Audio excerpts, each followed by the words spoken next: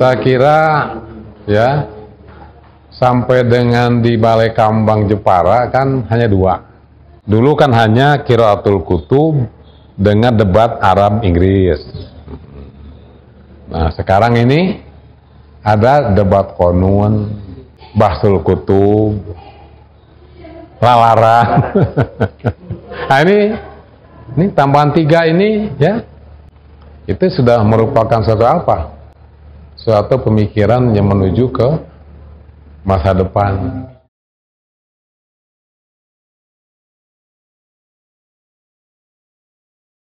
Sejak pertama tahun 2004 itu di Cicalengka, Bandung. Kalau mau cerita ya, jadi kan masih sederhana. Pertama kali waktu itu, maka pertemuan dibuka oleh Pak Kiai Syahid namanya, Kiai Syahid. Nah, Kiai Syahid membuka dan seterusnya. Nah, di bagian akhir beliau bilang, silahkan yang mimpin selanjutnya adalah yang paling sepuh. Nah, kan?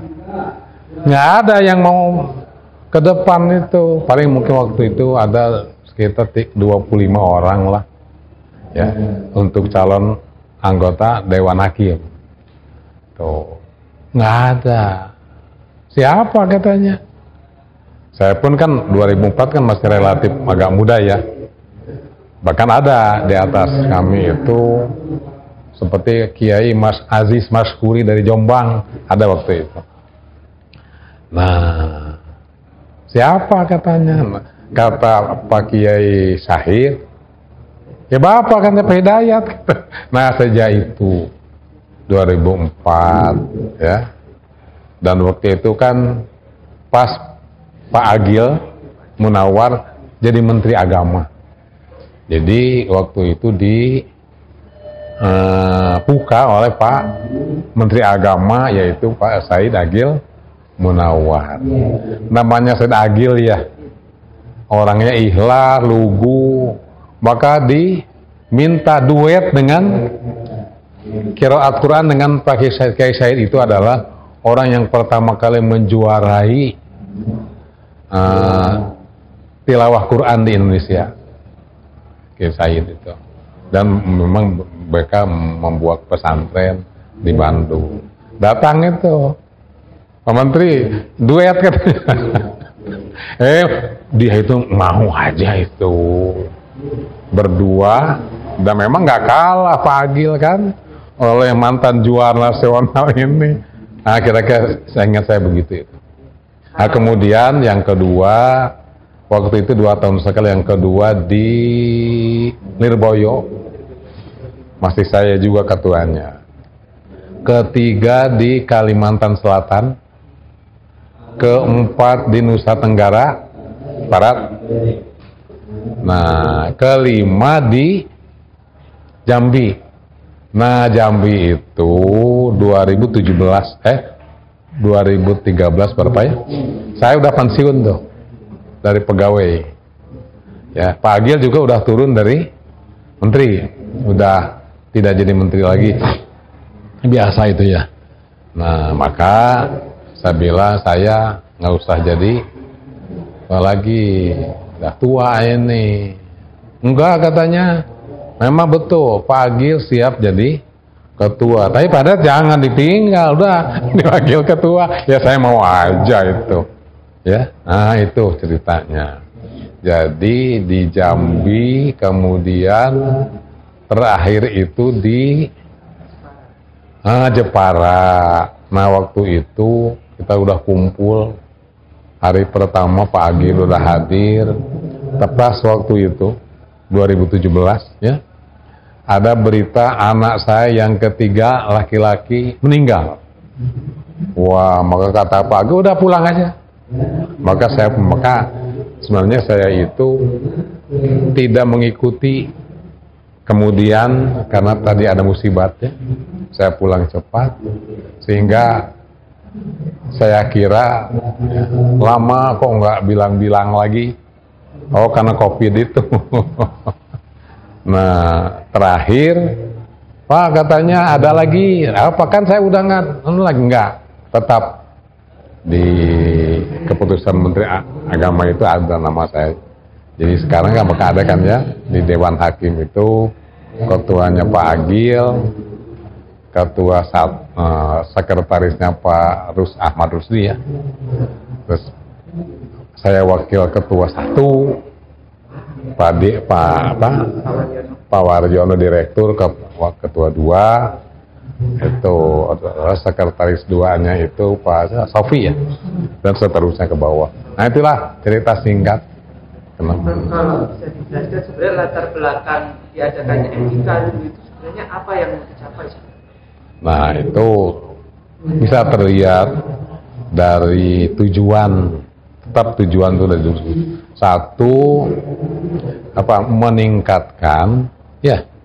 meningkatkan kemampuan para santri untuk membaca kitab, khususnya adalah kitab kuning itu, ya, kitab kuning. Mengapa kitab kuning? Sebab kitab kuning itu kan jelas, sanadnya jelas, ya, macam tadi kan tafsir itu marah labid siapa? Imam Nawawi. Imam Nawawi itu kan orang yang diakui kemahiran analisa tafsir oleh semua orang di dunia ini, termasuk ulama-ulama di Azhar sekalipun. Nah, ini kan hazanah kita ya. Tuh juga seperti apa? Banyak kan itu kitab-kitab yang disusun oleh para ulama Nusantara.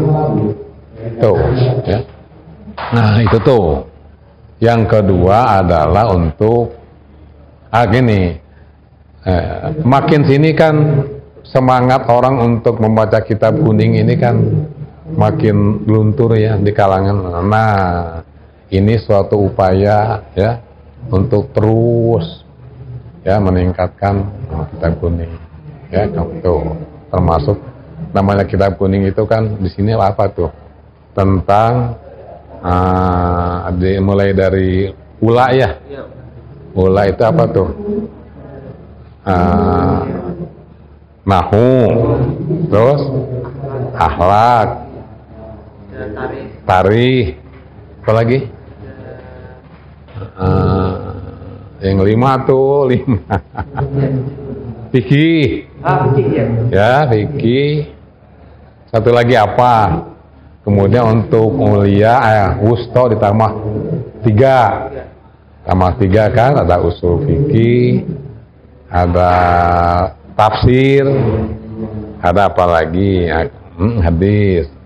Kemudian di sini mulia ya, tambah lagi dengan ilmu tafsir ya, dan ilmu hadis. Balaghah. Nah itu tuh. Nah itu sekarang memang selama ini kan Nahu Arab ini termasuk yang sulit dipelajari, ya. Pelajari. Mengapa sulit? Karena analisa-analisa Nahu, mulai dari Imriti, ya, Alfiyah itu analisa disebutnya juga Nahu tradisional. Karena dia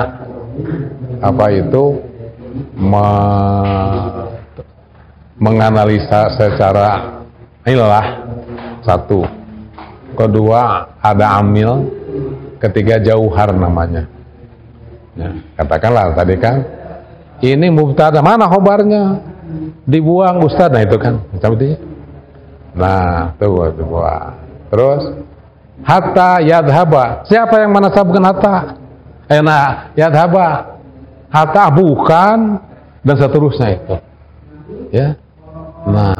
Nah ini memang dari segi analisa sangat filosofis, beda dengan nahu-nahu yang deskriptif modern. Tapi justru ini kemampuan nahu yang bisa diterapkan untuk menganalisa bahasa Al-Quran ini, ya, seperti Bismillahirrahmanirrahim. Kok jar majrur saja? Kan nggak mungkin tiba-tiba, oh ada takdiruhu abdauna, itu nggak bisa didapatkan di nahu lama. Nahu baru, nahu deskriptif dan seterusnya. Ya, coba. Zalikal kitabu. Coba terjemahkan. Kalau terjemah di Kementerian Agama, kitab ini gitu. Kok kenapa? Padahal zalika itu ya. Tapi, nah itu nggak bisa didapatkan kecuali di analisa nahu personal dan dengan balaghahnya. Balaghahnya. Ya. Tadi juga tuh ada kata-kata ata datang. Apa bedanya? Kiai siapa tuh yang suka nanya tuh? Ada hadoro, ada ata, ada ja. Apa bedanya masing-masing tuh? Itu sampai ke situ itu, ya. Ya. Jadi memang ini untuk memelihara ini. Memelihara apa? Sampai sekarang kan ya dengan berbagai faktor ya, mungkin faktor materi, faktor apa, itu sedikit ya yang betul-betul bisa diandalkan menjadi kader-kader ulama ya. Nah mungkin ya antara lain diharapkan melalui apa ini, helatan macam ini ya, jadi tertarik ya untuk ulama. Saya kira antara lain itu, jadi dua itu. Satu apa tadi? Meningkatkan kemampuan untuk membaca kitab kuning. Yang kedua, silaturahim antar santri, juga antar para kiai, antar para itu tuh. Ya, saya kira itu yang kan Prof dari awal sampai akhir kan mengikuti terus nih Prof. apa? Dari MTK pertama kali sampai akhir kan mengikuti terus. Ya. Nah ini kan ada perubahan-perubahan. Kementerian Agama ini minta masukan Prof. Sampai yang di terakhir ini baiknya ke depan lagi bagaimana Prof? Saya kira ya sampai dengan di Balai Kambang Jepara kan hanya dua. Nah ini sudah suatu pikiran yang bagus sekali ya, ya kan? Ditambah apa? Dulu kan hanya qiraatul kutub dengan debat Arab Inggris. Nah sekarang ini ada debat konun, apa? Bahsul kutub, lalaran. Nah ini tambahan 3 ini ya. Itu sudah merupakan suatu apa? Suatu pemikiran yang menuju ke masa depan. Ya kan begitu, masa depan. Iya. Nah, paling itu nanti ya semalam juga sudah dibahas melalui dengan semua para semalam nanti hadir ya. Nah, ya. Jadi banyak itu pikiran-pikiran untuk meningkatkan baik kualitas maupun kuantitas dari qiraatul kutub ini. Ya, saya kira udah itu dicatat tuh oleh Pak Prawoso Mulyono ya, direktur, udah semalam ya kan begitu. Iya, saya kira termasuk mereka mengusulkan jangan 3 tahun sekali, tapi 2 tahun sekali katanya. Ya, tuh. Nah juga memang ada juga ya masukan-masukan yang menyangkut waktu. Ya, seperti sekarang kan ini terlalu lama katanya, sampai 10 hari. Padahal kebanyakan apa ini Dewan Hakim ini kan orang-orang guru itu di pesantrennya atau di perguruan tinggi masing-masing ya, itu ya, banyak yang harus meninggalkan macam itu yang debat bahasa Inggris itu. Ibu Dr. Nurul Azkia itu kan dekan Fakultas Tarbiyah Ciputat itu Itu juga sedang ada helatan itu di fakultasnya, ditinggal tuh. Ada katanya, waduh, saya katanya untuk apa, tes masuk UIN dan seterusnya itu. Ada beberapa orang dari sana, juga ada yang dari Jogja, dari mana-mana, nah macam begitu, ya. Terlalu lama, sehingga nanti seharusnya kan sampai apa, penutupan kita, tapi banyak di antara Dewan Hakim yang mau pulang selesai ini pulang, karena tadi. Tapi itu kan bukan prinsip ya, itu kan bukan prinsip kalau itu bisa. Ya, itu. Iya, nah, kemudian juga itu ada catatan-catatan yang apa itu kembali pelaksanaannya ke pesantren, ya kan? Seperti ada diumumkan. Bagaimana katanya kalau ada perlombaan juga menulis karya dalam bahasa Arab atau bahasa Inggris. Nah, dijawab oleh apa, direktur ini, memang kita ini kan menyelenggarakan sesuatu yang dilaksanakan di pesantren. Apakah latihan terjemah itu ada di pesantren? Ya, kalau nggak ada, nah berarti balik ke pesantren ini. Ya, harus ada dong katanya latihan terjemah. Ya, nah kan begitu. Jadi itu kan juga memancing untuk meningkatkan, ya, nah, terutama soalnya nih, itu kan di lembaga pendidikan agama di pesantren itu kan ada yang namanya PDF ya, pendidikan diniyah formal. Nah ini sebenarnya yang perlu ditingkatkan, kan baru berapa tahun ya, sama ini yang perlu. Dan ini kan kebanyakan juga dari diniyah formal nih, para anggota panitia ya, macam Pak siapa tuh, Pemahrus, ya, dan seterusnya, Pak Pemahrus, Pak siapa nih, Pak Ahmad Rusdi, itu kan ya. Kalau pesantren yang katakanlah di pesantren ini kan sudah banyak ya apa, pendidikan yang bisa mendirikan pendidikan umum, kan banyak ya, sudah ada sampai universitas. Di pesantren seperti ada sekolah tinggi komputer, ada di pesantren ya, sekolah tinggi apa, yang teknologi dan seterusnya itu ada umum itu.